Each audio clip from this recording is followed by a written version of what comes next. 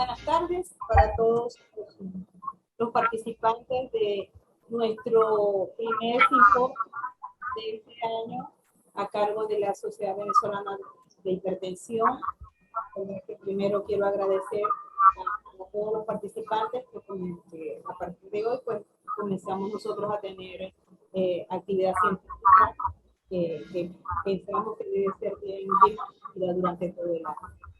En segundo lugar, agradecer a los ponentes que tenemos hoy una calidad internacional y nacional de altísimo nivel.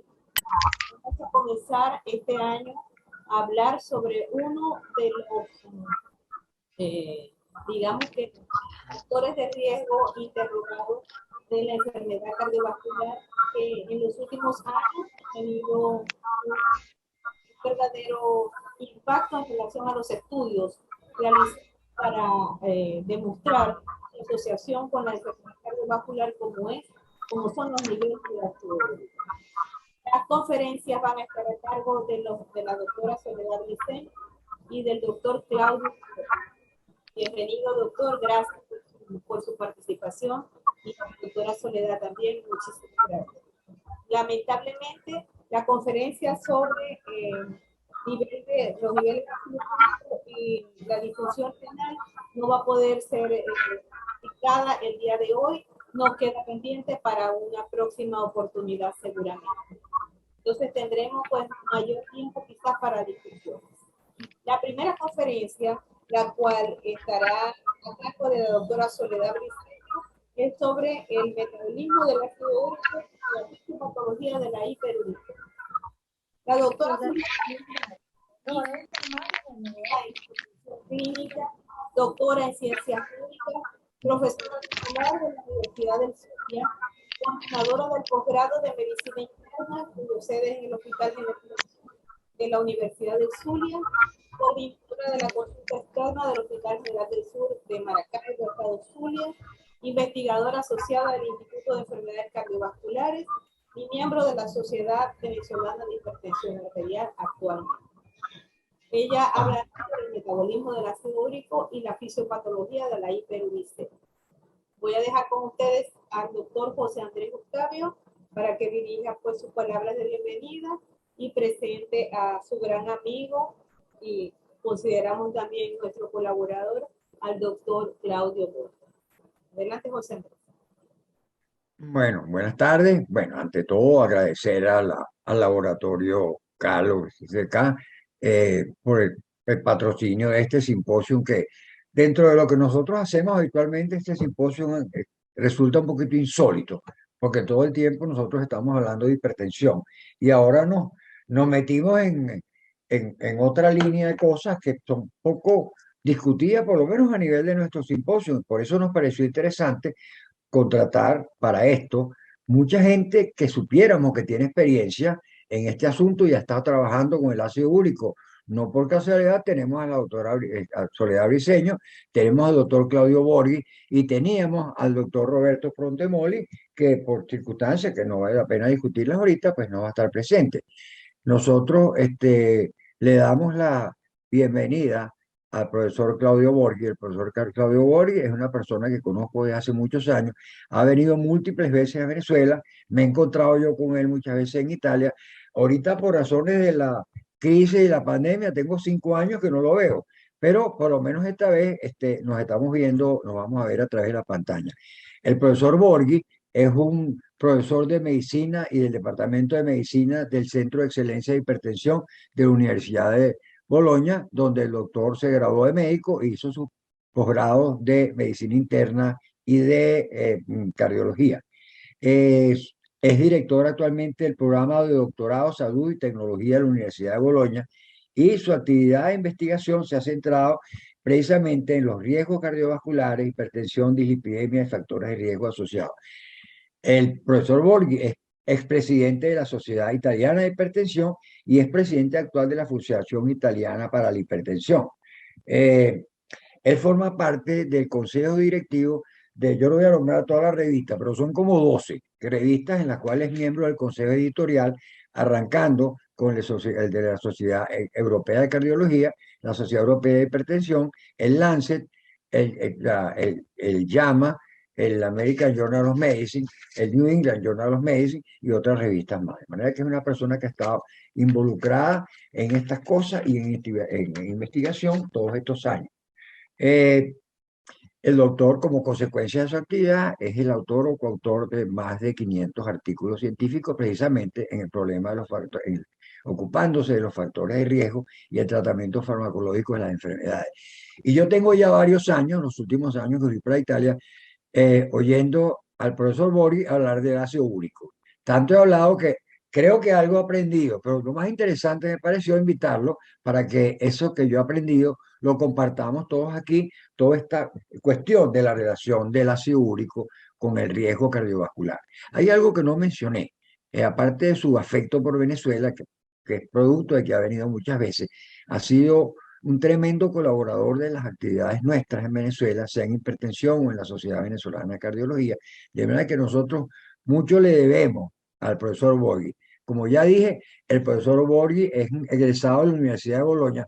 No puedo decir que es condiscípulo mío, porque cuando yo me gradué de médico, el doctor Borghi creo que estaba en primaria o en bachillerato, por la diferencia de edad que tenemos. Pero tenemos el mismo amor por la misma universidad.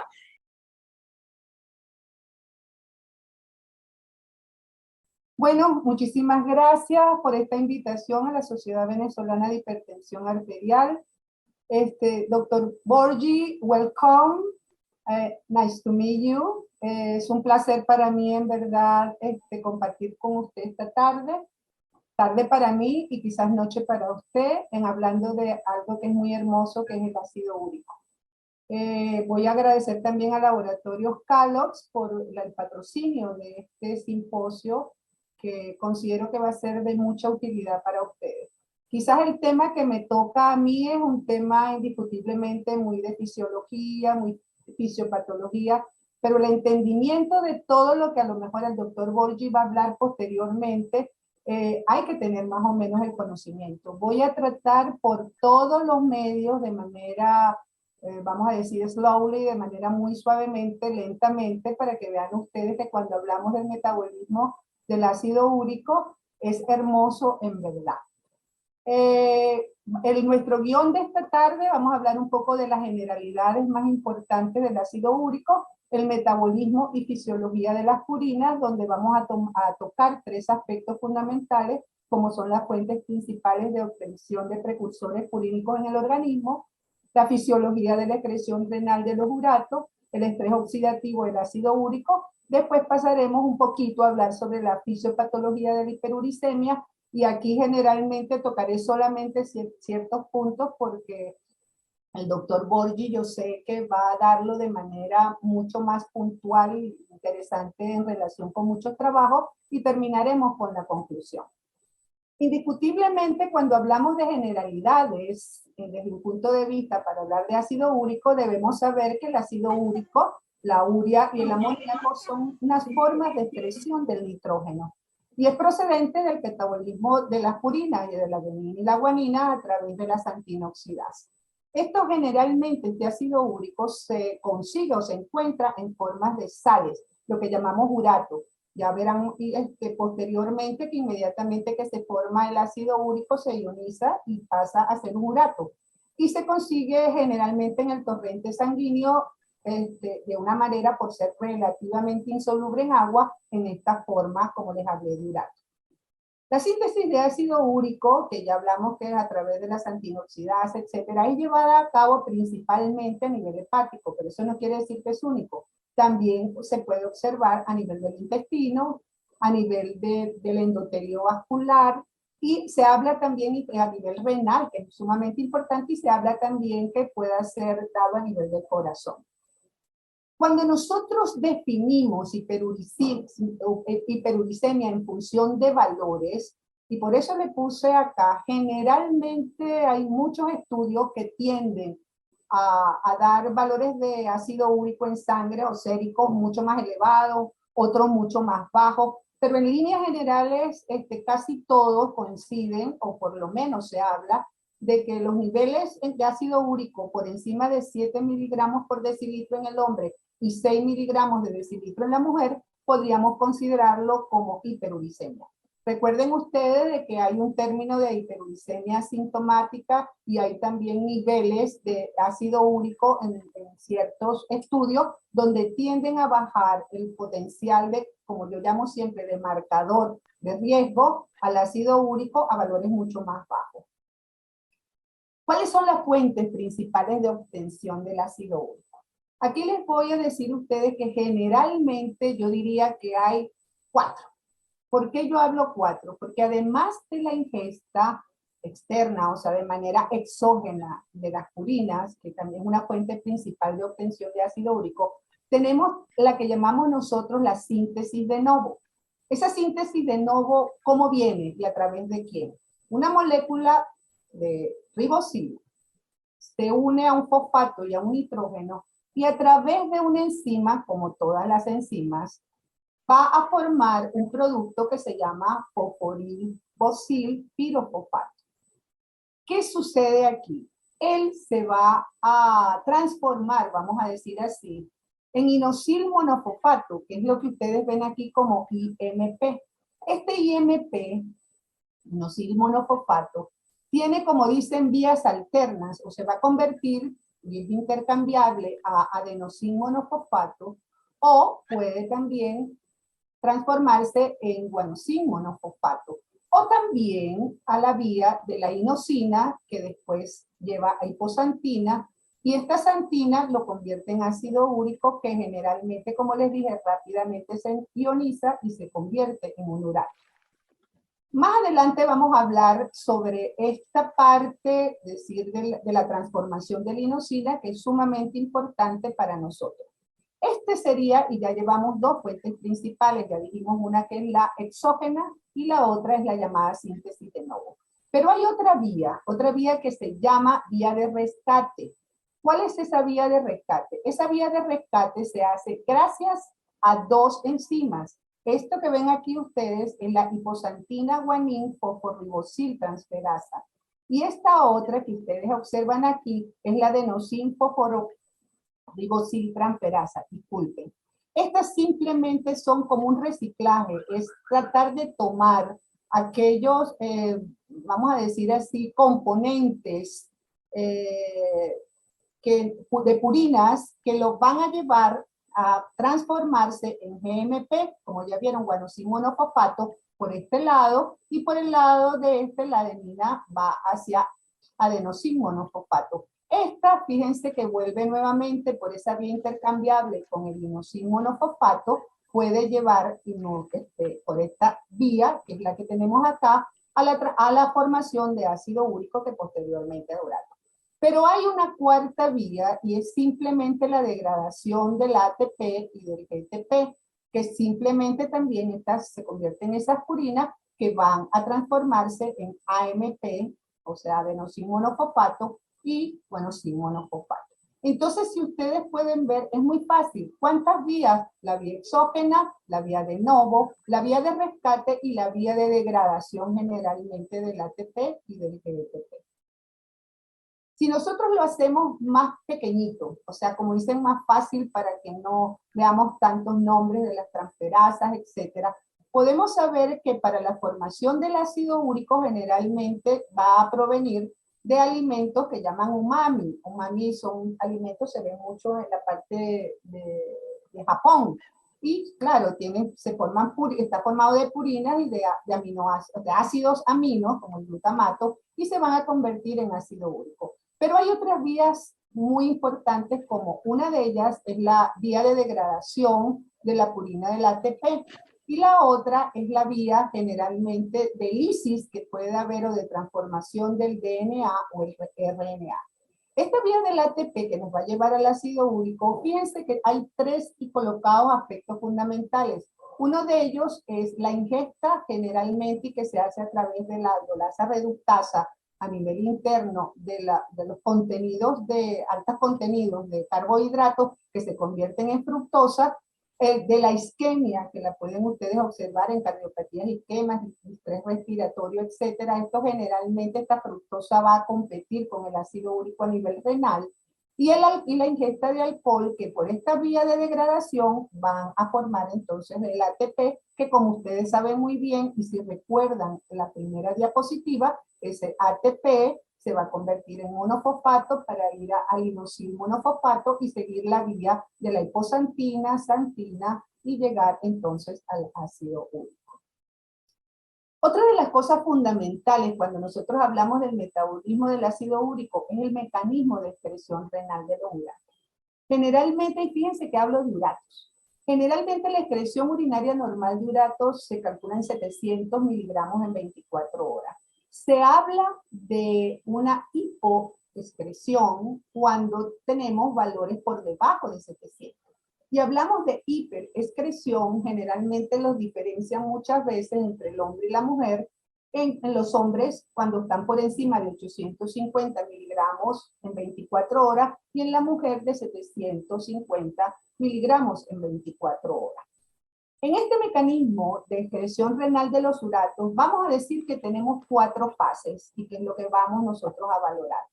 Hay un filtrado que es muy amplio, y todo esto se hace a nivel del túbulo contorneado proximal. En la sala de Henle y el distal no intervienen aquí, donde el 90% de ese filtrado es reabsorbido y es muy cercano indiscutiblemente al inicio del túbulo contorneado proximal. Posteriormente se hace una fase de secreción que aproximadamente el 50% va nuevamente, como dicen, a la región luminal de ese túbulo contorneado proximal.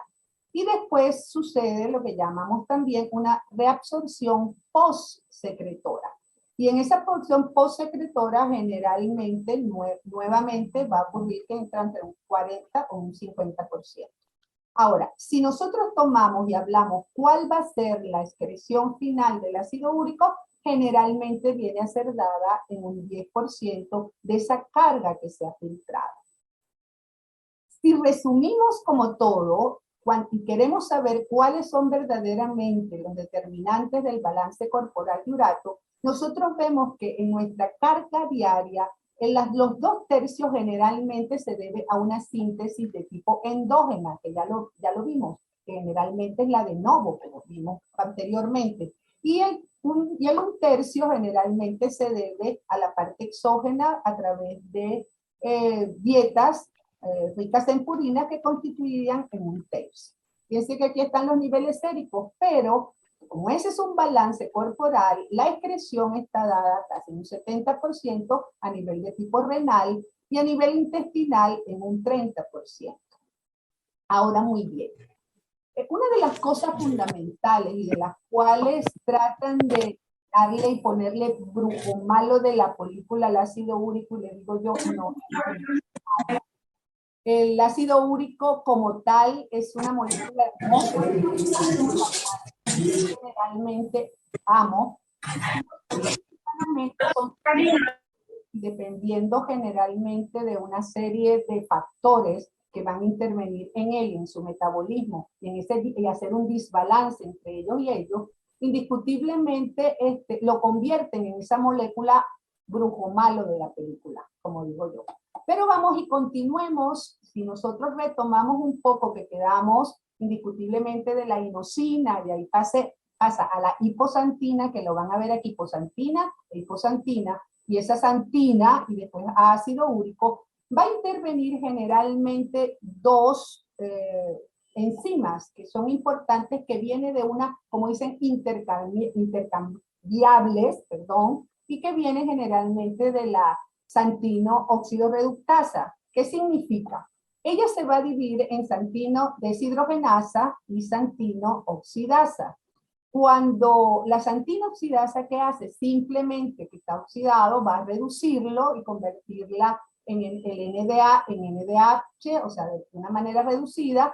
Y por otro lado, la santina oxidasa va a producir generalmente anión superóxido a través del oxígeno, ¿me entiendes?, molecular que se encuentra en ello. Fíjense que aquí hay una parte que dice inflamación, isquemia o oxidación de residuos sulfitilos o proteólisis que nosotros tenemos, que van a contribuir a que esto indiscutiblemente vaya a radicales libres que puedan contribuir daño en el organismo. Pero hay una cosa, aparece en este contexto que ustedes están observando aquí, aparece la superóxido dismutasa.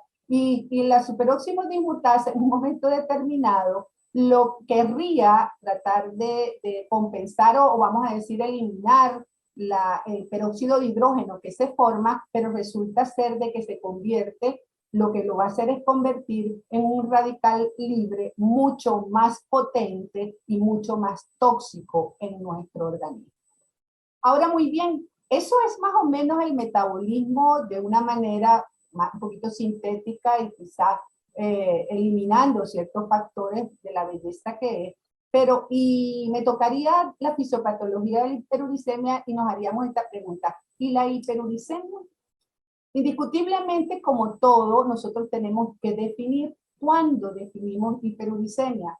La definimos simplemente cuando los niveles de ácido úrico séricos se encuentran por encima de los valores que nosotros vamos a convertir normal. Y esa hiperuricemia indiscutiblemente se va a deber en un caso a una sobreproducción de ácido úrico o vamos a decir una infrafiltración de ácido úrico o inclusive pueden ser de ambas causas. ¿Y qué nos interesa en esta hiperuricemia generalmente? Hacer el diagnóstico. ¿Por qué se produce esta hiperuricemia?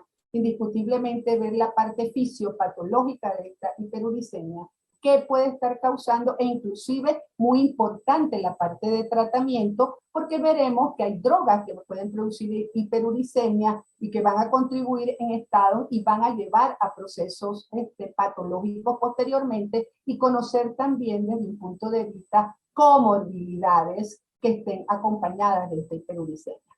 Fíjense que si hacemos un poquito de historia, cuando se habla del ácido úrico, se ve que yo creo que desde 1800 aproximadamente, Mohamed y también el doctor Smith Davis y el doctor Hay, siempre dieron la relación o hablaron sobre la relación de ácido úrico y problemas de presión arterial. E inclusive la relación de ver que niveles de ácido úrico elevado se manifiestan por los problemas cardiovasculares y renales en los pacientes que tienen una manifestación de gota. Ya desde ahí, inclusive, se habla que desde 1796, otro Davis, que no es el Smith Davis que ustedes están viendo aquí, generalmente hablaba de ese tipo de relación que posteriormente el Hay trata de ver, o trata de hablar, dice en el British Medical Journal, o en el mismo Lancet. Entonces, eso no viene desde ahorita,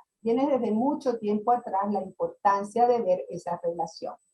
Ahora, cuando nosotros hablamos de la homeostasis del ácido úrico en un suero humano y sus cambios anormales, recuerden, y lo voy a colocar aquí, que generalmente estos valores que nosotros vemos de niveles normales de ácido úrico son los que tienden generalmente a muchos de los estudios a poner como punto de corte para decir estos son valores normales. Pero yo quiero resaltar una cosa y lo quiero resaltar como ácido úrico, no como hiper o hipo, que su actividad antioxidante del ácido úrico corresponde al 70% en nuestro organismo de ser, o sea, un barredor de radicales libres. O sea que es como digo yo, no me lo pongan tan malo, pobrecito. Él también puede contribuir a la retención de sodio y a los niveles de presión arterial, que hay mucho material hermoso sobre cómo actúa, pero acuérdense, niveles de ácido úrico elevado. Ahora, generalmente cuando nosotros hablamos de cómo pueden ellos, de la ventaja evolutiva que nos puede dar el ácido úrico, ellos actúan y se habla, y hay estudios para eso en relación a la longevidad, a la creatividad, a la inteligencia, a una función inmune innata, el estado de alerta en los pacientes. Entonces, él como tal contribuye a muchas cosas en nosotros si lo mantenemos bien, como digo yo. Ahora, ¿Qué es lo que nos toca a nosotros? Y no voy a hablar sobre la hiperuricemia, cuando aquí están todos los mecanismos, o sea, perdón, todas las causas que lo puedan llevar, desde genéticas, mutaciones, etcétera, etcétera. Vamos a hablar de la hiperuricemia y vemos que la ingesta de dietas altas en purina, la dieta alta en azúcares que van a convertir la fructosa, y como les dije, compiten generalmente la fructosa a nivel renal, perdón, momento determinado, o la disfunción a nivel renal que se tiene, o drogas como la astiacida y factores genéticos y otros van a contribuir que haya, hiperuricemia, o sea, valores de ácido úrico elevado. Fíjense que una de las cosas en las cuales, ¿por qué todas estas cosas nos van a producir hiperuricemia? Simplemente es porque uno de ellos hay cristalización de hidratos a nivel renal, porque aumentan el estrés oxidativo, hay inflamación con disfunción endotelial, y por eso tienden a colocarlo como un factor de riesgo independiente, y aquí quizás yo no lo tomaría tanto así, para enfermedades como la gota o la litiasis renal, hipertensión, arteriosclerosis, falla cardíaca, stroke, diabetes mellitus, es muy importante la vía para diabetes, síndrome metabólico e inclusive también enfermedades hepáticas, como dicen, hepatopatías no alcohólicas. Y hay infinidades, muchísimo más, de que va a ser producida, o la hiperuricemia está relacionada y podría constituir un buen marcador para ese riesgo cardiovascular en todas las patologías que acabo de nombrar. Sintetizando, si nosotros tenemos los componentes de una carga diaria de urato y hablamos de los motivos de sobreproducción, porque estamos hablando de hiperuricemia, fíjense ustedes de que cualquier alteración en la síntesis de novo, en la misma degradación que va desde problemas hematooncológicos, quimioterapia, etcétera, por rescate en la reutilización que puede ser por una deficiencia de las hormonas que hablamos, de las transferasas que hablamos, que intervienen en la vía de esa, como dicen, de rescate. La hipoxia, la degradación del ATP, la fructosa o cualquier glucogenopatía van a producir entonces esa desarmonía y ese desnivel, produciendo una sobreproducción. Recuerden que generalmente yo había hablado en un comienzo que no solamente se debe a sobreproducción, hay también una excreción renal, pero hay también el componente cuando hablamos de trastornos o de patologías en un momento determinado, que pueden ser los dos componentes en eso.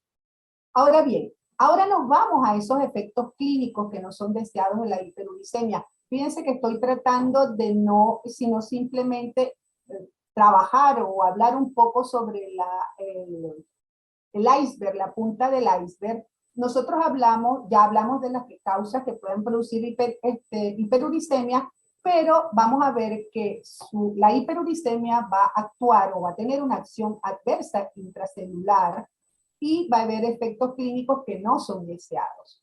Si nosotros nombramos o queremos nombrar en grande cuáles son de esas acciones adversas intracelulares, tenemos que ella estimula el sistema renina-angiotensina, hay estimulación de todas las quimioquinas, una activación de la NADPH oxidasa, acuérdense, es muy importante, y a través de ella va a ser también, entra dentro del estrés oxidativo y va a tratar de producir más radicales libres o contribuir, dependiendo del medio donde haya metabólico que se encuentre, y también la activación de mediadores vasoconstrictores. Por otro lado, todo esto nos va a llevar a una disfunción endotelial, y estamos hablando en grandes, sin estar haciendo muy pequeño la parte fisiopatológica de cada una de ellas, una enfermedad arterial coronaria, la enfermedad renal crónica, la insuficiencia cardíaca, la hipertensión, el ictus y la gota, que generalmente es la que tiende a acompañarse más. Hay dos patologías que generalmente acompañan y fueron mucho antes de investigadores como Johnson, el doctor Bernardo Rodríguez Iturbe, que se fueron mucho a la parte de la enfermedad renal y todos esos mecanismos de excreción, y la gota indiscutiblemente para todos aquellos reumatólogos que quieren y son para ellos es sumamente importante saber todas estas cosas para ayudar al tratamiento de los pacientes. Esto es una diapositiva que me parece que la traigo porque es muy bonita y no quiero quitar protagonismo en el síndrome cardiorrenal, pero quizás pueda resumir en ese síndrome metabólico cardiorrenal, que donde englobamos obesidad central, insulinoresistencia, hipertensión, disfunción diastólica y fibrosis cardíaca, disfunción endotelial, albuminuria y la reducción de la función renal. Poner quizás cada uno, vamos a llamar así, de los targets, o sea, que puedan en un momento determinado, la hiperuricemia tratar de hacer su efecto. Por ejemplo, la hiperuricemia en líneas generales para todo, ya para la parte renal, la parte del adipocito, cardíaca o de la disfunción endotelial, producen uno que más que otro, activación simpática, activación del sistema renina-angiotensina, estrés oxidativo e inflamación. Fíjense que es muy importante la inflamación porque cada una de estas cosas está unido a ellos. Y al unirse cada uno de ellos, indiscutiblemente podemos tomar generalmente el corazón, que va a producir un deterioro en el flujo sanguíneo coronario, en la relajación diastólica o el recondicionamiento isquémico, que generalmente hay ese deterioro. Por otro lado, generalmente si vamos al riñón, fíjense, esta microalbuminuria que va a producir también mayor disfunción endotelial y que a su vez aumenta la hiperfiltración y que de por sí hay un aumento de la aldosterona y del sistema renina-angiotensina por el estrés oxidativo, va a llevar entonces a esa retención de sodio, a esa glomerulosclerosis, la fibrosis tubulointersticial, mayor proteinuria y descenso de la filtración glomerular. A nivel de disfunción endotelial siempre es muy hermoso, porque es el estrés oxidativo generalmente el que tiende a dar la bandera de todas estas cosas. Cuando nosotros aumentamos los radicales libres, todos ellos, van a producir una biodisponibilidad generalmente del óxido nítrico. Hay una disminución de la sintasa de óxido nítrico. Van a haber también un deterioro de la vasoconstricción de la fibrinolisis y también, sobre todo, el que va a ser muy causante, y por eso es que se habla de que las nuevas drogas para diabetes pudieran contribuir en un momento determinado a esa mejoría en los casos que puedan hacer inclusive para mí asintomáticos o sintomáticos de elevación de ácido úrico, de esa insulinoresistencia que se forma y de esa liberación de glucosa. También aumenta el colágeno, pero disminuye la elastina. Y no quiero dejar afuera la parte del hepatocito, porque hay un hepatocito disfuncional. Y generalmente, fíjense que está muy dado, y todo lo que podemos hablar sobre el grado de inflamación, importa todas las interleuquinas que podamos hablar, pero que reduce en un momento quizás la única cosa que nos protege desde muchos puntos de vista, como es la adiponectina. Casi para terminar, yo quiero hablarle de los mecanismos de esa paradoja oxidante-antioxidante del ácido úrico, y quiero que ustedes se graben qué es lo bueno del ácido úrico. Cuando yo digo bueno del ácido úrico, generalmente es porque, fíjense, él es capaz de contribuir a la formación del peroxinitrito. Hay una quelación de la parte de hierro que ocurre en aquel medio extracelular. Recuerden esto, extracelular, en un ambiente hidrofílico. Entonces, esto es lo que le da la capacidad antioxidante a esta hermosa molécula. Ahora, si este ácido úrico encima de los niveles y vamos a través de la xantina óxido reductasa, que aquí está, ya sea por la vía de la deshidrogenasa o no, o de la oxidasa de óxido nítrico, perdón, de la otra enzima que interviene, la xantina oxidasa, van a producir aniones. Entonces ahí es la contrapartida de peróxido de hidrógeno y aniones superóxidos, que no puede hacer nada la dismutasa, y se convierten en radicales libres bastante poderosos y aumentan el estrés oxidativo. Pero fíjense que quiero volver a hacer acá. En este ambiente, todo esto ocurre generalmente en el ambiente intracelular hidrofóbico, que le permite o es caldo para que puedan ocurrir de esto. Todas estas cosas a nivel intracelular de la oxidación de la NADPH, más este radical, indiscutiblemente este anión superóxido, la preoxidación de la LDL, y por eso es uno de los mecanismos que va a intervenir en aterosclerosis, de la insulina, porque produce disminución de o aumento de la resistencia a la insulina, de la poca utilización del óxido nítrico, o por lo menos disminución de la sintasa de óxido nítrico, va a producir esta disfunción. Y por el otro lado, todos los marcadores de este estrés oxidativo que se va a producir, inflamación que nos va a llevar a las enfermedades cardiovasculares. Para terminar, o podemos concluir, como digo yo, no sean tan malos los úricos.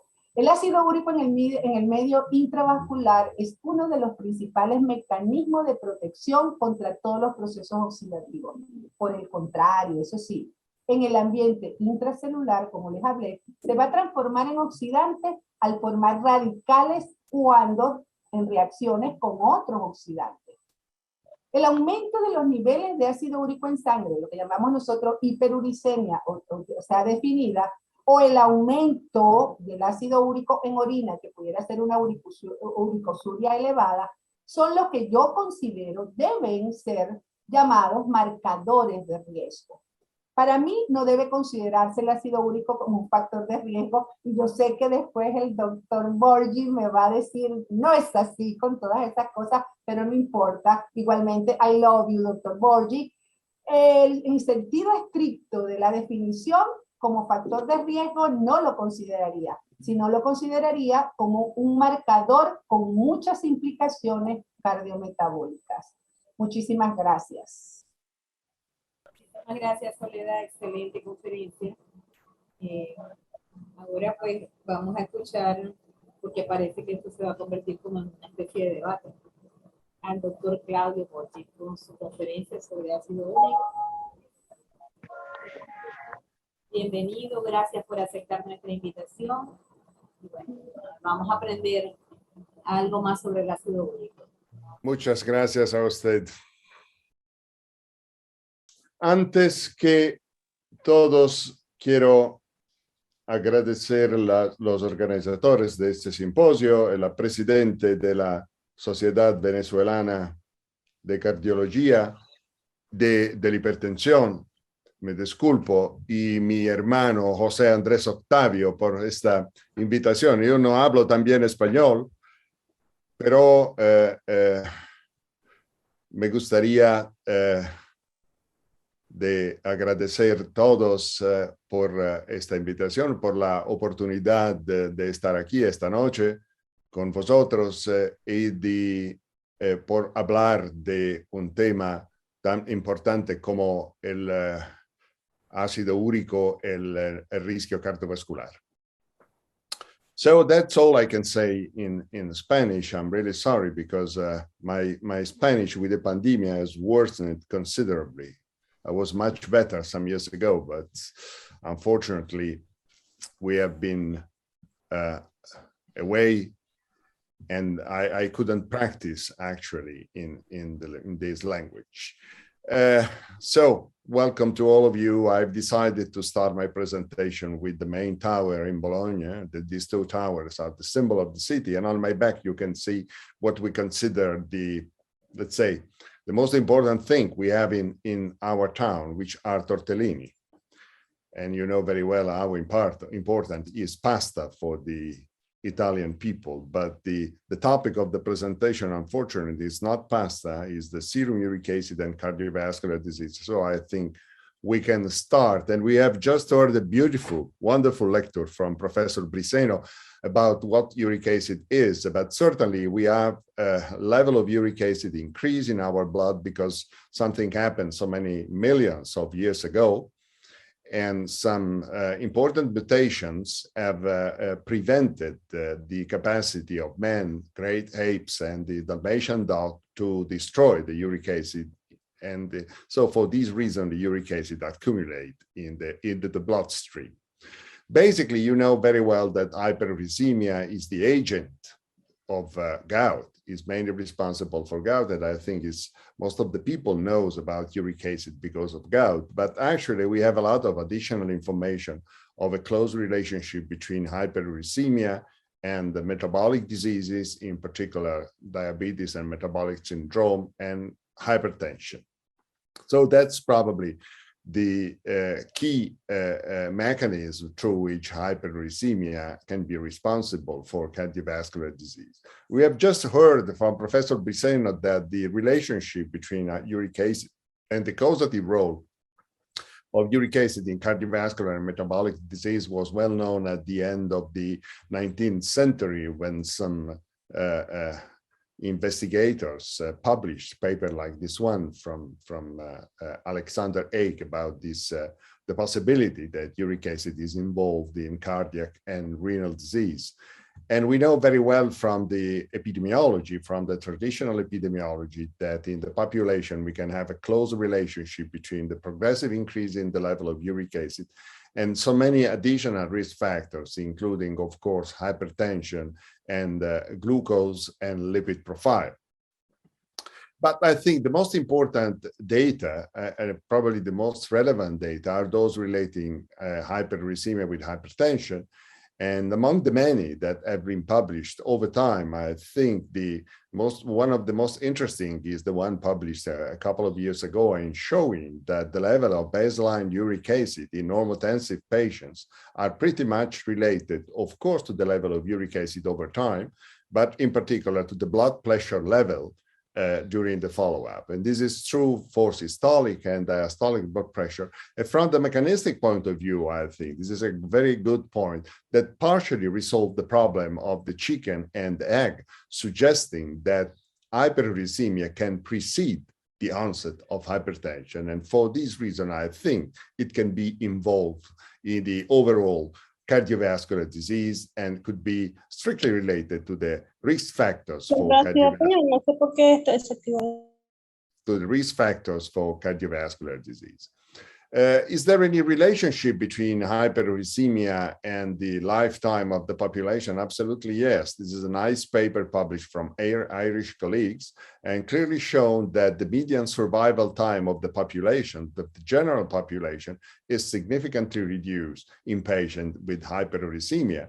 And what is more interesting from this epidemiological observation is the fact that if you look at which one are the causes of the reduction in the lifespan in the population with hyperuricemia, this is in many cases in most cases represented by a progressive increase in the prevalence of cardiovascular disease. So we don't have just evidence suggesting the relationship between uric acid and cardiovascular risk factor, but also the possibility that hyperuricemia can be strictly related to the overall survival in the population. But the most important area, I think, of interest and investigation is the one relating uric acid with cardiovascular disease, with a typical cardiovascular disease. And many papers have been published during the last maybe 20 years, suggesting that a progressive increase in uric acid is associated with a significant increase in the risk of cardiovascular disease. And I think this is pretty clear from the results of the Rotterdam study,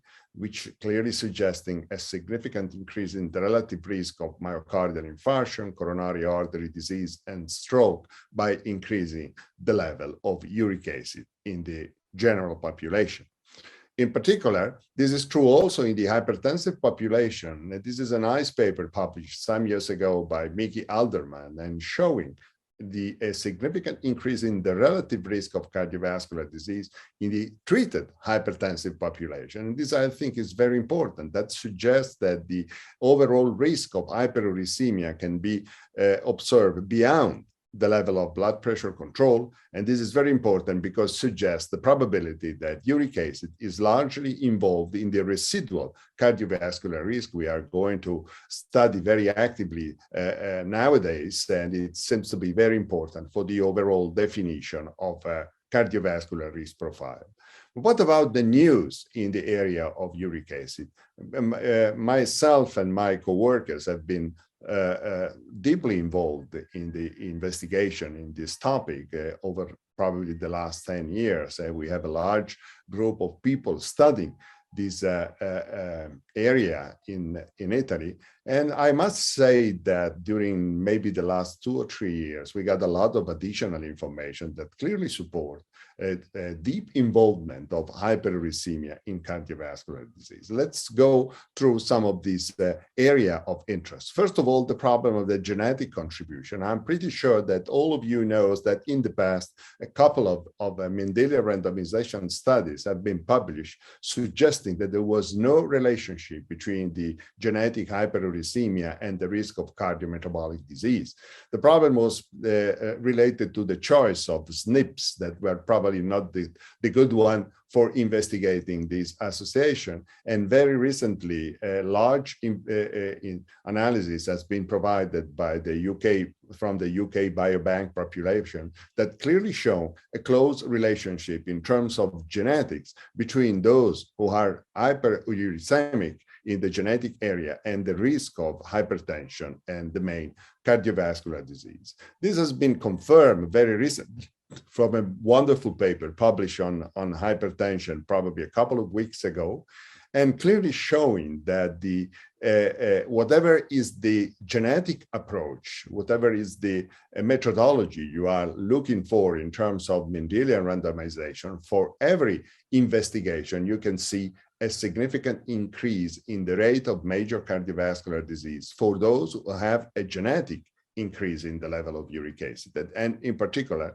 this happened through the increase in systolic blood pressure. In the same analysis, this second point has been clearly investigated, clearly showing a close relationship between genetic hyperuricemia and the increase in systolic and diastolic blood pressure, again suggesting the possibility that in terms of mechanistic interaction, probably hyperuricemia is responsible for the increase in blood pressure, and the increase in blood pressure contribute to overall cardiovascular disease. So I think from the genetic side, we have enough information to support that the hyperuricemia can be responsible for hypertension and cardiovascular disease.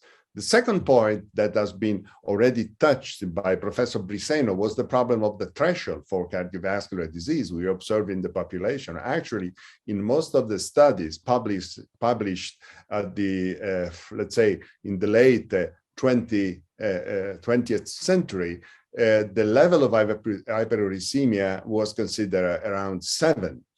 And this was probably a limitation of the studies, since we know from indirectly from many different investigations that there is an increase, a significant increase in the rate of cardiovascular disease for serum uric acid level lower than that. We have investigated this point with a large scientific and collaborative group in Italy, which is called URA. I think that if you look at the PubMed, you can see how many papers we have published together. And we started from the idea that over an Italian population of about 35,000 patients, we would like to test which one was the threshold level for cardiovascular disease and total mortality. And you can see from my slides that the level of uric acid that can be considered as dangerous in general or in terms of cardiovascular mortality are pretty lower than expected, between 4.5 and 5.5. This, of course, is going to change considerably the approach to the meaning of hyperuricemia and also the approach probably to the treatment of asymptomatic hyperuricemia. The third point I would like to briefly touch with you is the problem of the pathophysiological interaction. Professor Briseno went through the mechanism of production of uric acid, of interaction of uric acid with the pro-oxidant and antioxidant system that I think is the key point of our question. If you look at these very busy slides, but I think even very interesting, and we have many different possibility of interpret the role of hyperuricemia in terms of cardiovascular disease. First of all, uric acid, elevated uric acid, usually associated with many other different risk factors, but the concomitant role of the other risk factor has been excluded by the studies through the adjustment statistical procedures. The main point is the one described by Professor Briseno, the possibility that the activation of xanthine oxidoreductase is responsible for oxidative stress, and the oxidative stress could contribute to some functional and structural changes of the arterial wall, which is leading to hypertension and cardiovascular disease. There are also interesting data coming mainly from the United States, from Rick Johnson, suggesting that the intracellular level of uric acid can play some role. The uric acid is going into the cell, and from the inside is able again to activate some pro-oxidant systems, is able also to activate the renin-angiotensin system. And these two mechanisms together can contribute to cardiovascular disease.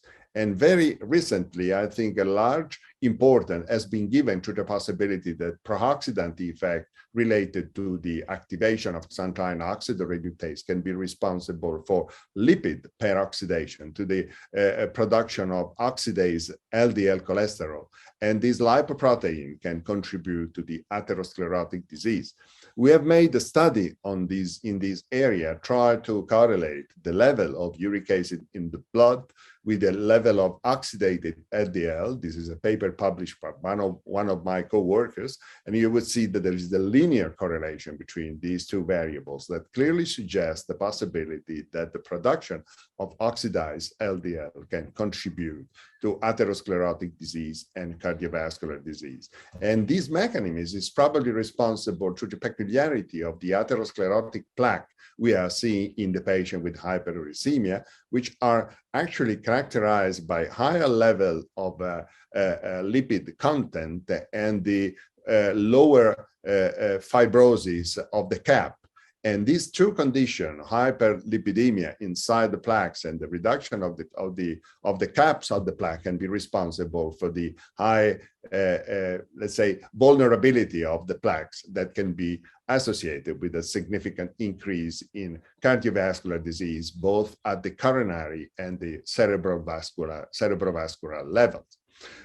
Taken together, all these mechanisms clearly suggest the possibility that the activation of xanthine oxidoreductase and the uric acid, which is associated with this mechanism, can be responsible for the progression of the atherosclerotic disease, acting at the level of the plaque formation, at the level of the mechanism of inflammation, which are associated with the atherosclerotic disease, and in particular, in terms of activation of the tissue renin-angiotensin system.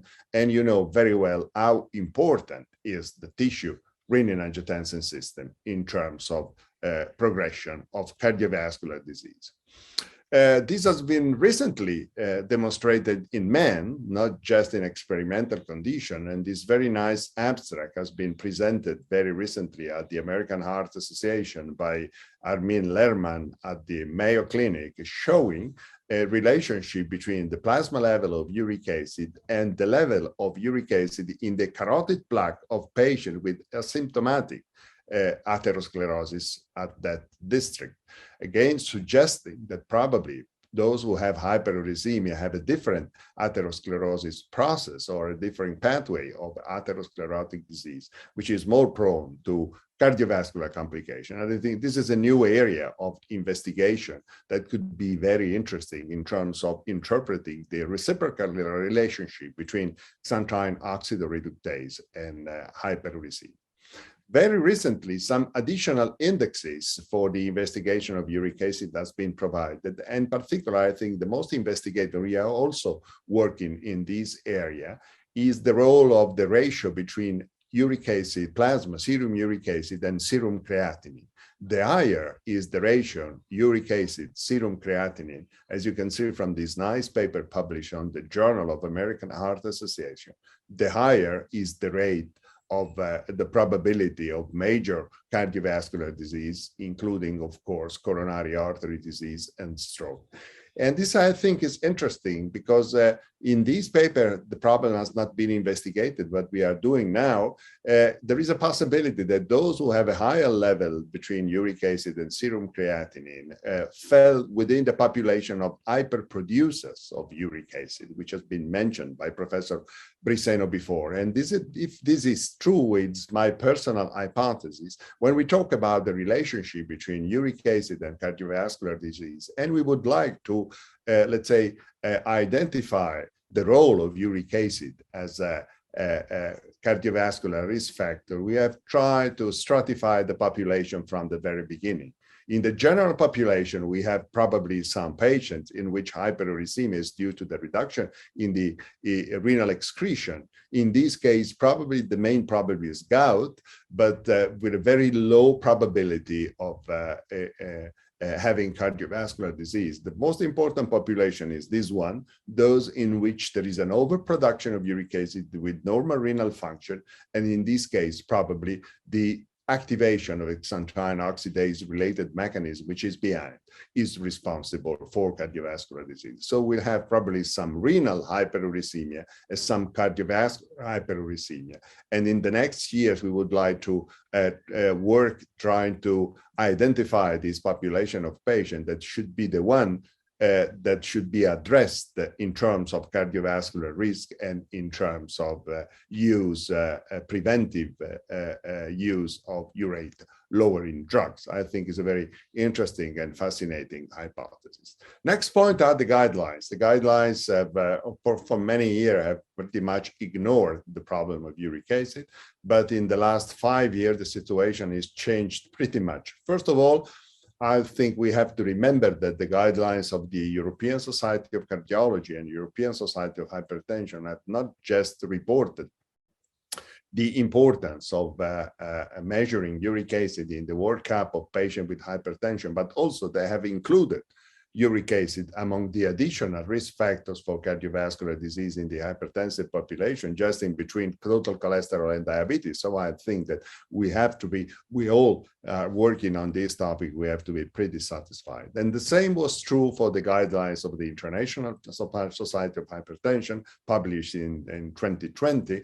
I had the honor to be involved among the writing committee for these guidelines, and we have, first of all, confirmed the role of uric acid as a risk factor for cardiovascular disease in hypertension. And we have tried to suggest that probably the goal of treatment, there's some suggestion about the importance of reducing the level of uric acid, particularly in patients with hypertension and gout.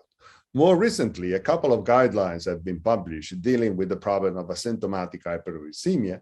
First of all, the one published for the Portuguese Society of Rheumatology that are clearly suggesting that we don't have to treat hyperuricemia in every asymptomatic patient, but we have probably enough evidence for treating those with a serum uric acid above 9 milligram per deciliter, in this case, with the aim to reduce the rate of cardiovascular disease. And the same is true for the Japanese guidelines. You know, in Japan, the problem of hyperuricemia is very important because a remarkable proportion of the population has hyperuricemia. And even in this case, the guidelines suggest that for uric acid above 9 milligrams per deciliter, even without any clinical evidence of gout, it could be useful to reduce the uric acid level. So even the guidelines are moving in the same direction. And very recently, the EULAR, the European Society for the Prevention of Rheumatic Disease, have published guidelines suggesting the importance of the management of uric acid in terms of cardiovascular prevention, not just in terms of prevention of gout. The last point in what about the management? You know very well, we don't have large studies. We have some recent studies that are clearly supporting the role of treating these patients, but still the evidence are matter of a strong debate.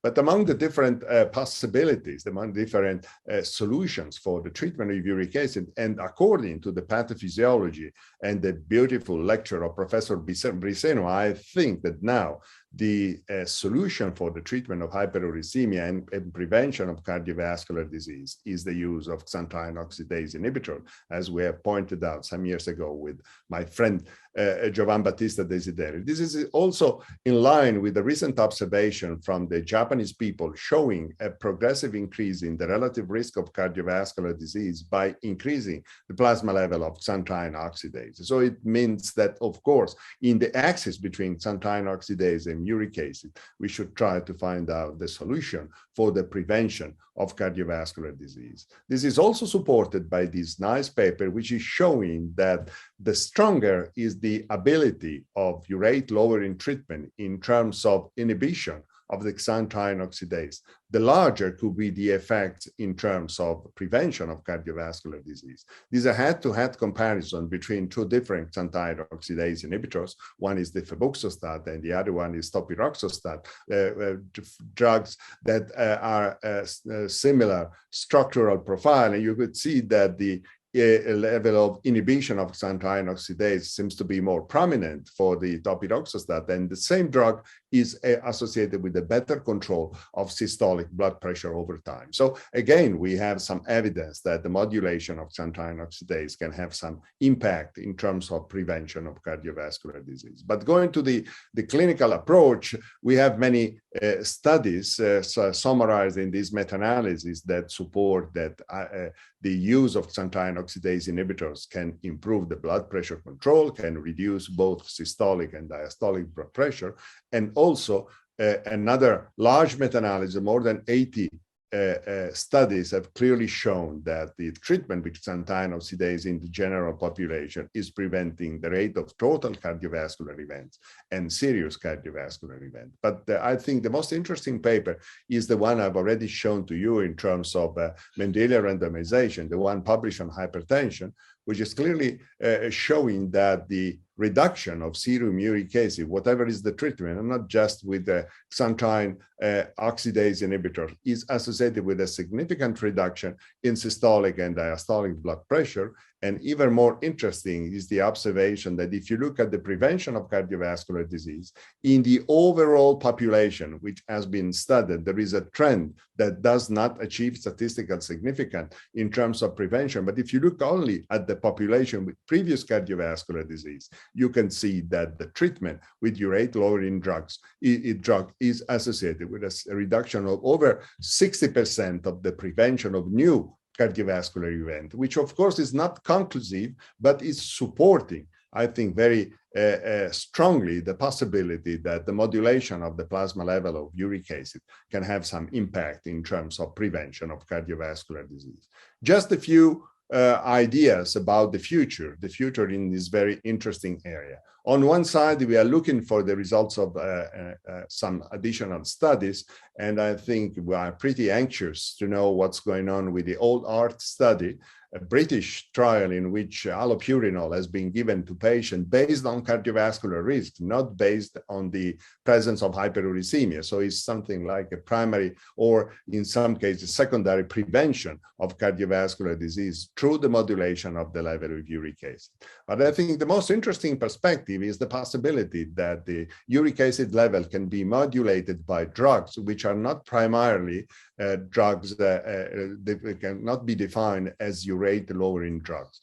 In particular, if you look at all these studies that I think you know very well, made by different drugs like the SGLT2 inhibitors or the ARNI or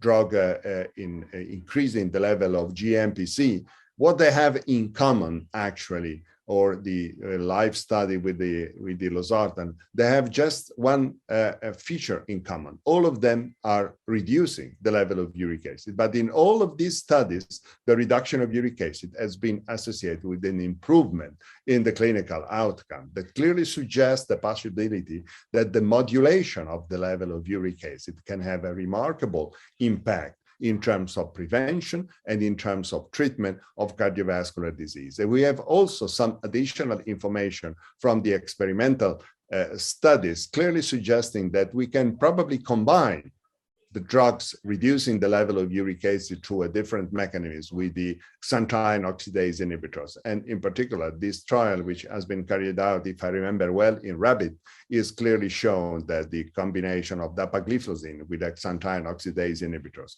can reduce the plasma level of SGLT2, can reduce the activity of xanthine oxidase. And in this case, this results in an improvement in the glucose profile and insulin sensitivity that could be a measure on of how much could be the preventive role of this strategy in terms of prevention of cardiovascular disease. So finally, let's try to summarize a little bit the evidence I try to bring to you. First of all, hyperuricemia is common in the population and increases the risk of cardiovascular disease after adjustment for the many confounding risk factors. The causative role of hyperuricemia is supported now by genetic approach. Hyperuricemia is associated with additional cardiovascular risk factors, in particular with hypertension, with a threshold level for cardiovascular disease, which is pretty lower than the one which is usually taken into consideration. The cardiovascular impact of hyperuricemia depends on several different mechanisms involving the vascular and the metabolic effect of the xanthine oxidoreductase activation. And finally, the ultimate efficacy of urate-lowering treatment of blood pressure and cardiovascular disease is progressively emerging, but I'm pretty sure that we have met more data and more investigation in the next future. So that's all on my side, and muchas gracias and buenas tardes a todos.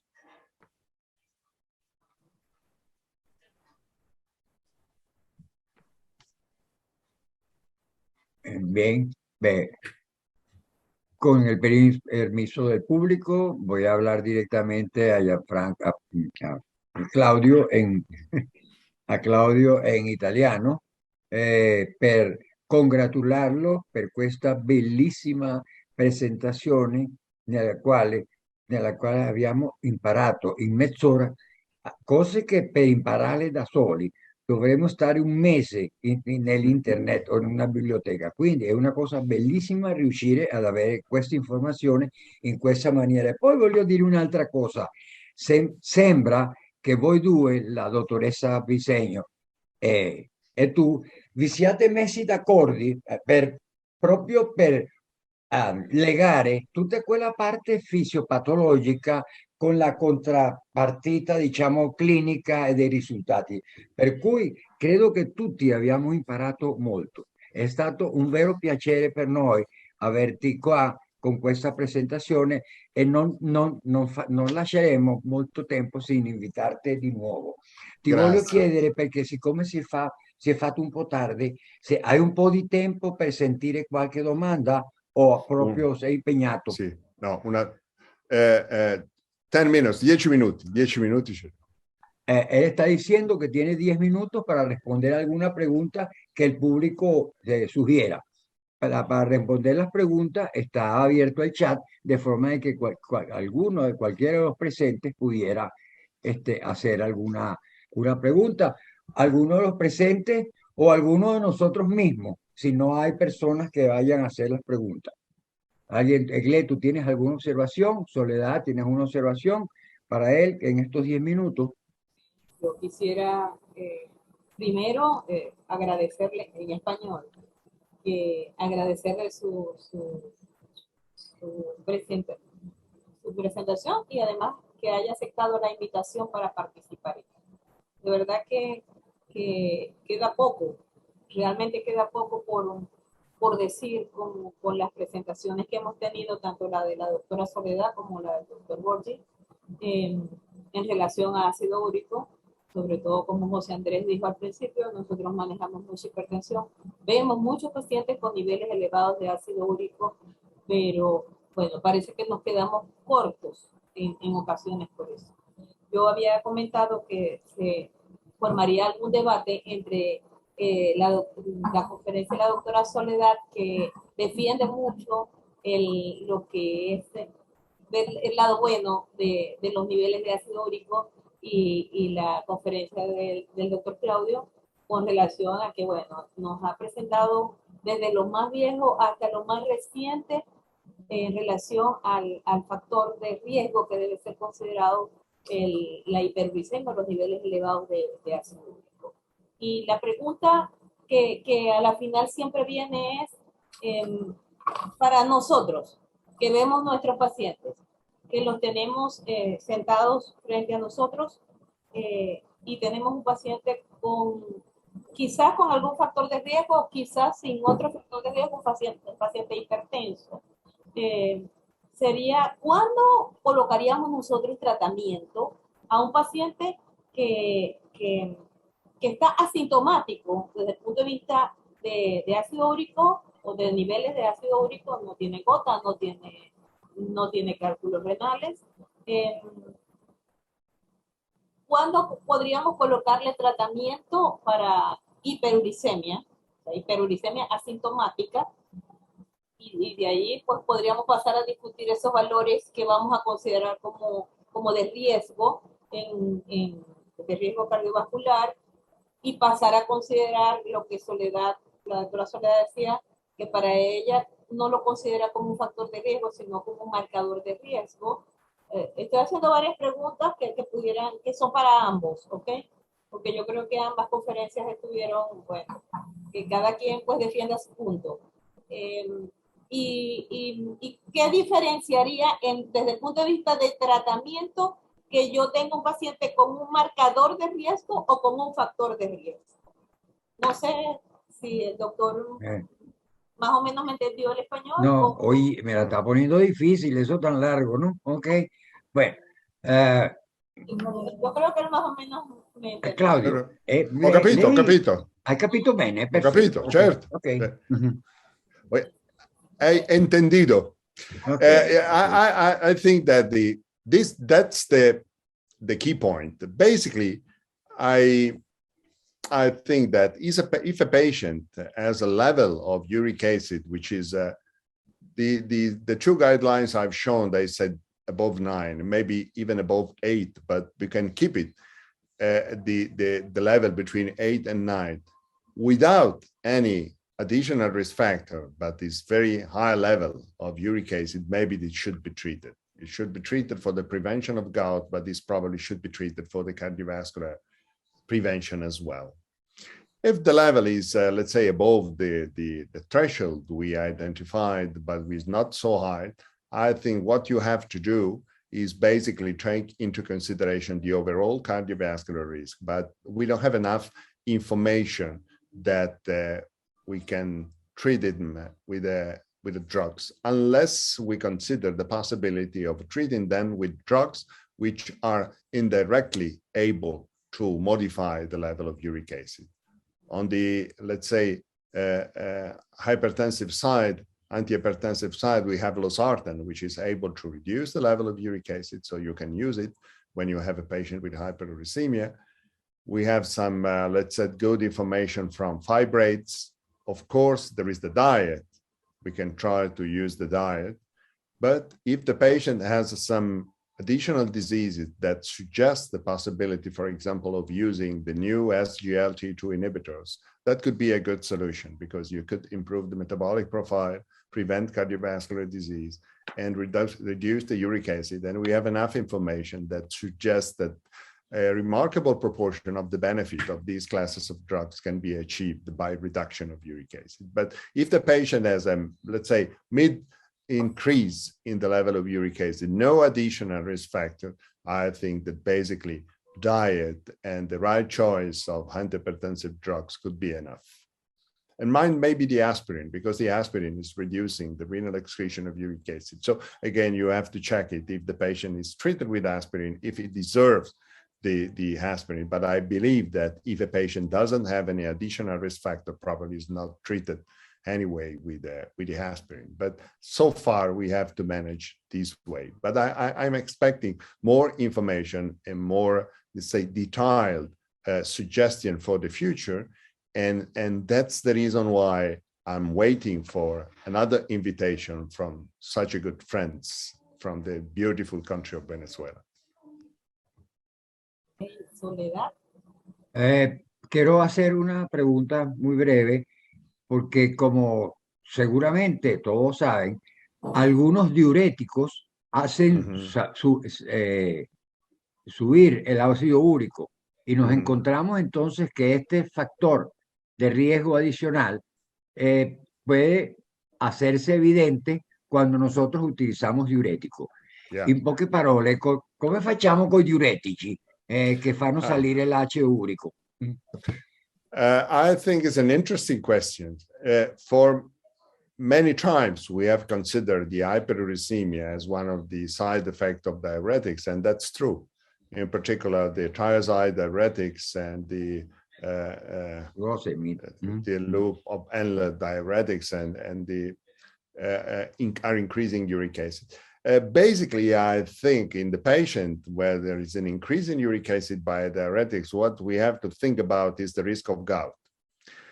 Because we have tried to we have investigated in our URA population if there were some differences in terms of cardiovascular and overall mortality or in the incidence of myocardial infarction and stroke in patients with hyperuricemia induced by the diuretics, but the results were not so interesting in terms of cardiovascular risk. And this is largely in agreement with the hypothesis that I think Professor Brisena and myself, we have tried to push it, that if we have some condition of overproduction of uric acid, maybe you can expect some problems in the cardiovascular system. But if the uric acid increases because of the reduction in renal excretion, you have to think about gout, but probably not cardiovascular disease. In our experience, there is no significant increase in the rate of cardiovascular disease. So if your patient deserves diuretics for treating hypertension, keep going with the diuretic.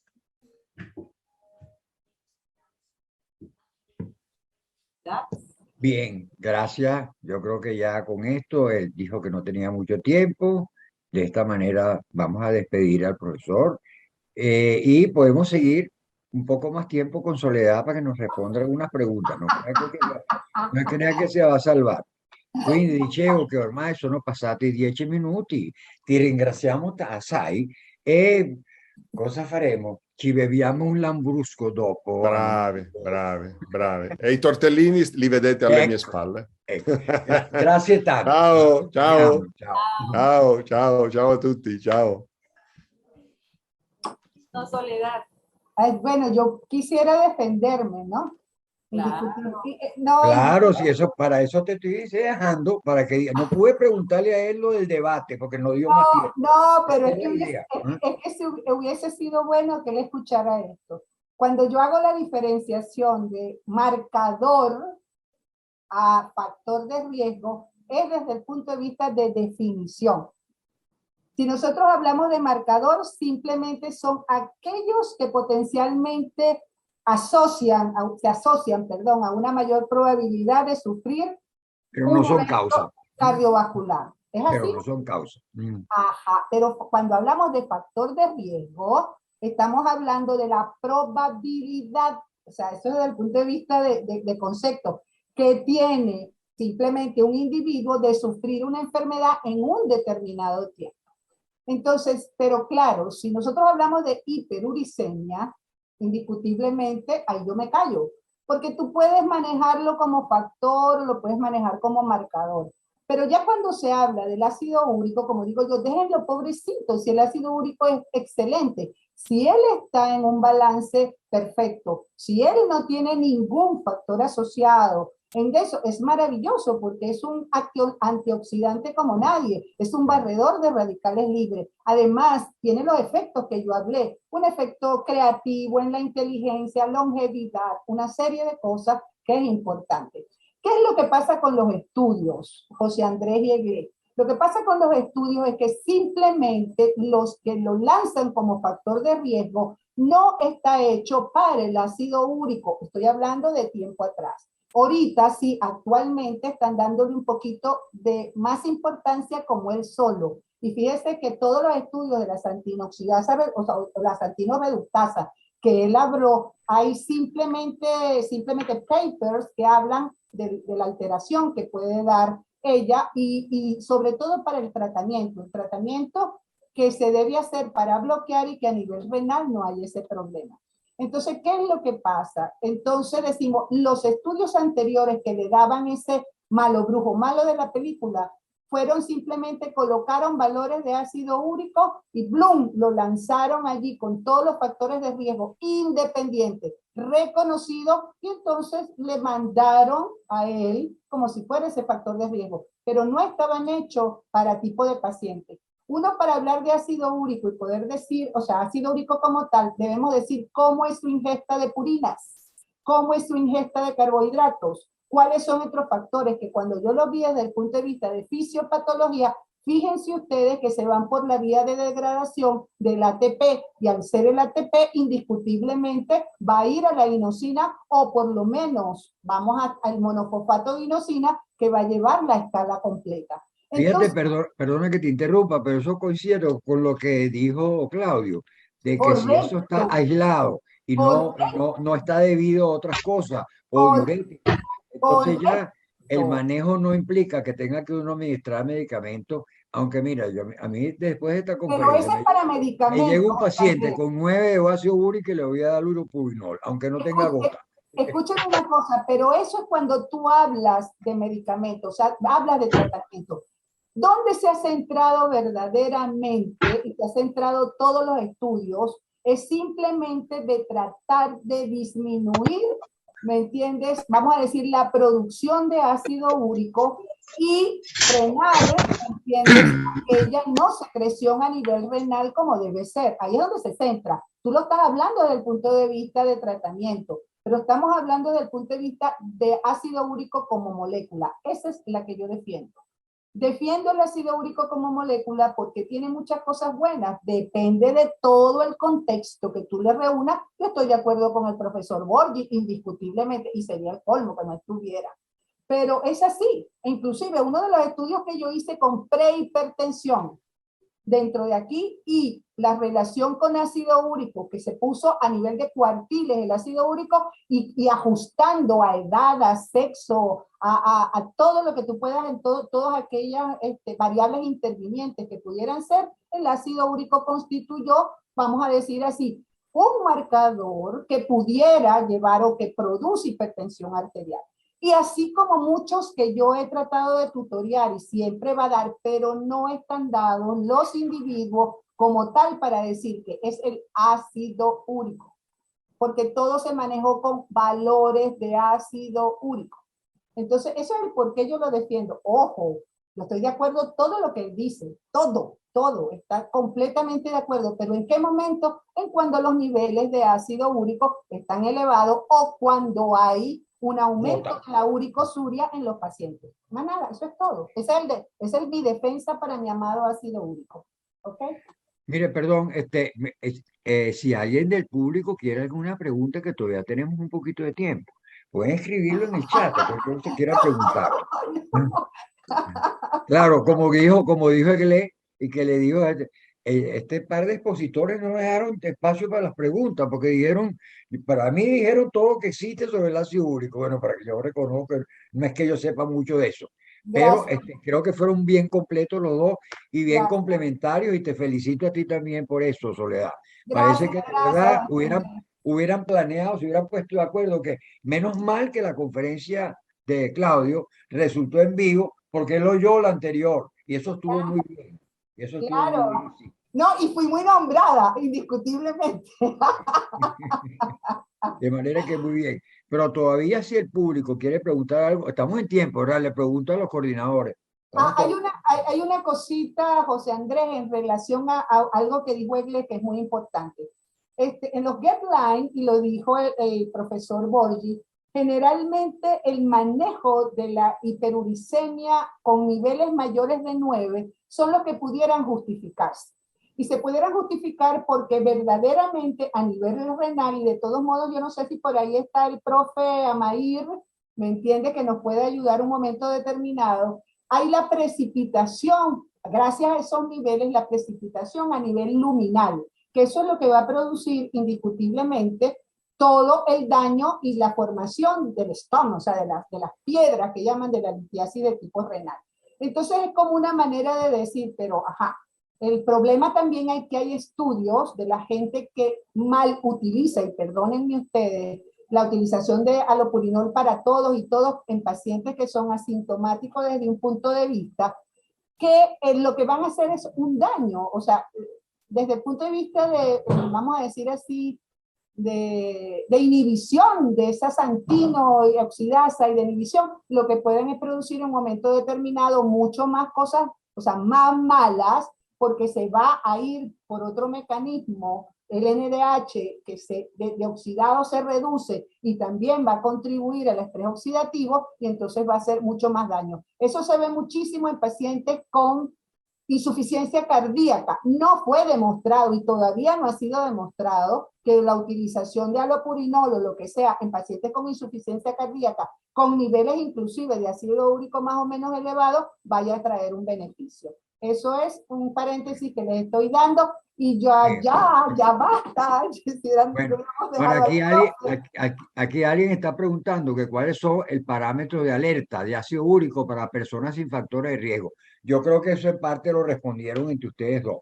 Sí, Los valores esos que dijeron. Y en todo caso, los pacientes que tienen gota, ahí no hay ninguna discusión. Los que tienen gota, a todos les vamos a dar dieta y... Sí, señor, ninguna. Sí. Eh, Le preguntamos a los organizadores, ¿todavía tenemos tiempo? No, que ya se acabó. No, ya va. Un momento, que yo, o sea, como la conferencia fue en inglés y no todos entendemos tanto inglés. Yo voy a poner aquí lo que yo recogí de la última presentación que hizo Claudio. Son 4 líneas, pero para que la gente las agarre bien. Una es que él mencionó que la hiperuricemia es muy común en la población y que aumenta el riesgo cardiovascular, que es lo que intentó él demostrar todo el tiempo. Esta relación está soportada, apoyada, incluso por estudios genéticos de determinación de ácido úrico. Y ella se asocia con otros factores de riesgo con niveles de ácido úrico más bajos que lo que se consideran normales. Eso es bien importante. Él dijo que el valor de 5, 5,6 ya eran valores que ya exponían al paciente en la situación de más riesgo, de manera que esto es una cosa de tomar en cuenta. Y otra cosa que mencionaron los dos expositores es el problema de que la cosa parece funcionar, el daño parece funcionar a través de la activación de la santina oxidasa. Y esto, a lo que les gusta un poquito la bioquímica, entre los cuales no me cuento, pero yo sé que hay mucha gente que le gusta, este problema de la santina oxidasa es bien importante porque es el que más o menos explica cómo una cosa que no es oxidante, como el ácido úrico, se transforma en productor de radicales libres a través de su acción sobre la santina oxidasa. Pero él concluyó que todavía esto le falta, o sea que todavía tiene que haber muchos estudios más sobre estas cosas para estar mucho más firmes, pero ya están apareciendo esas cosas en las guidelines. Bueno, como tú eres la que manda aquí, porque tú eres la presidenta, te dejo a ti las últimas palabras. De verdad quería enfatizar algo que me parece, yo tampoco es que soy muy experta en ácido úrico, pero desde que comencé, vamos a decir, mis estudios de posgrado, de la cual Soledad fue profesora, excelente profesora mía, y ella sé que siempre le ha dado una importancia, valga la redundancia, primordial al estudio del ácido úrico. Eso me hizo estudiarlo en el posgrado. Y creo que aquí se mencionó en las dos conferencias algo bien importante, que es el diferenciar cuando se trata de tener un paciente y decidir si lo tratamos o no, diferenciar dónde es que está el problema de la hiperuricemia. ¿Dónde es que está el problema? El problema está en esas cuatro situaciones metabólicas, por decirlo así, que presentó Soledad, en la ingestión de alguna manera importante de ácido úrico, en la formación de nodo o en la excreción. Porque de verdad que en la excreción, que apenas es un 10% del ácido úrico que llega al riñón, es el que se está excretando. Y allí, lamentablemente, no tuvimos la parte del estudio renal, pero, o sea, el daño renal que confiere el ácido úrico, pero sabemos que desde hace muchos años siempre se ha relacionado con la parte renal. Y que muchos años apenas estamos comenzando con la relación con el riesgo cardiovascular, bien sea a nivel de enfermedad isquémica cardíaca o isquémica cerebrovascular. Pero quisiera que Soledad, que la tenemos aquí, nos aclarara ¿cómo hacemos para manejar ese paciente en el momento que lo tenemos allí y que tenemos un paciente con hiperuricemia, ¿ok?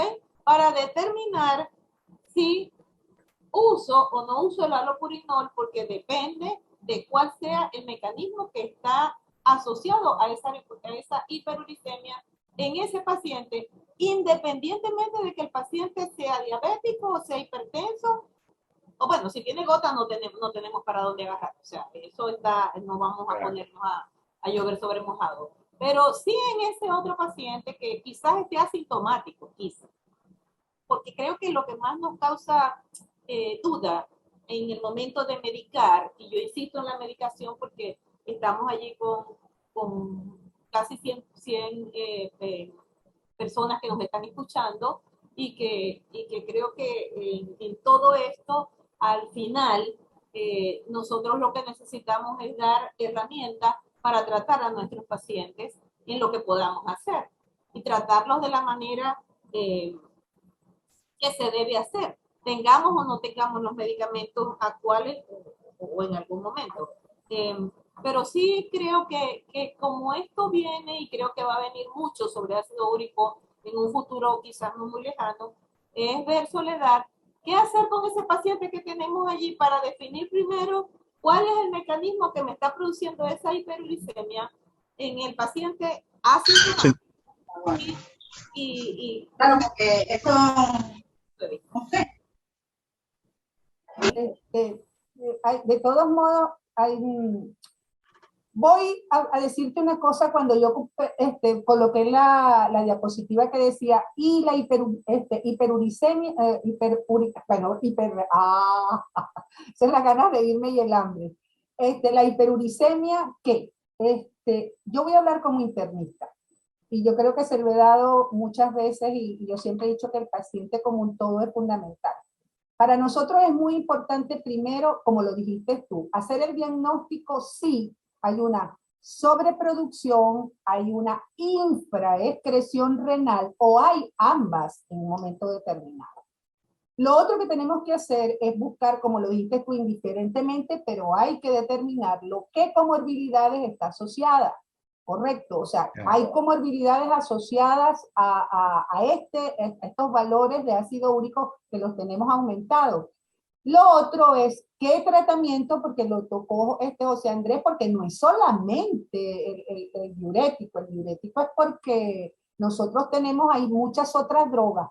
Y sobre todo en las comorbilidades, acuérdate que tenemos pacientes que reciben quimioterapia, que hay lisis, todo, o la ingesta, sin ser inclusive diabético, la ingesta de azúcares que son convertidos en fructosa a través de la aldolasa. Qué bueno que lo nombraste. Correcto, para que él desencadene todos los efectos, no solamente para resistencia a la insulina y para ver las probabilidades de alteraciones de la glucosa en ayuna, sino simple y llanamente porque nos va a aumentar la resistencia a la insulina. Y entonces en este tipo de pacientes, entonces como internista tenemos que valorar mucho. Por eso la obesidad es importante tratar de verla. Ya vimos desde el punto de vista cómo el ácido úrico en un momento determinado, cuando esté elevada, nos disminuye la adiponectina. Entonces ahí podemos tranquilamente hacerlo. ¿Qué me dirías tú? Pero por valores nada más vamos a manejar el ácido úrico. Te diría no. Hiperuricemias asintomáticas que tienen valores de ácido úrico que están aumentados, pero que no son tan aumentados, y lo dicen los guidelines, por encima de 9, de 8.5, de 9, hay que manejar plan nutricional bajo en purinas, hay que los factores de riesgo que en contexto tenemos, tratar de disminuirlos y hacerles entender que constituye el ácido úrico, sobre todo por ingesta, a pesar de que apenas es de 1/3, la ingesta, que eso, al aumentarse y al aumentarse esos carbohidratos que se convierten en fructosa, nos puede producir más alteraciones y riesgo, vamos a llamarlo así, pues, y riesgo cardiovascular. Que nos va a producir riesgo cardiovascular porque está unido el ácido úrico o los aumentos de ácido úrico a otras cosas. Es lo que yo recomendaría generalmente. Mire, más daño hacemos nosotros de dar halopuridol en pacientes porque tenemos unas cifras de asintomáticas de 7 en un paciente.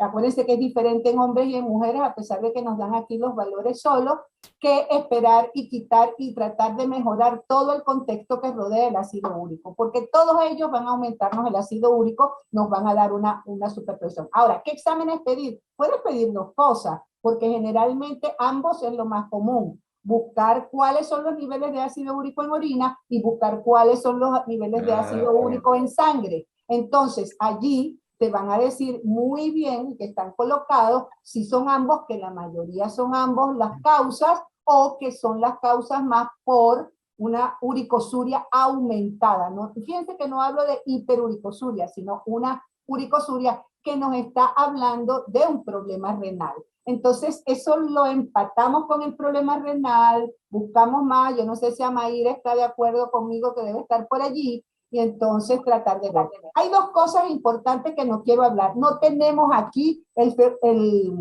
febuxostat, ni tenemos aquí tampoco el toperofustat, o sea que son medicamentos que actualmente están trabajando. Y si ustedes recuerdan en la conferencia que dio el profesor, se me olvidó el nombre, bueno, Claudio.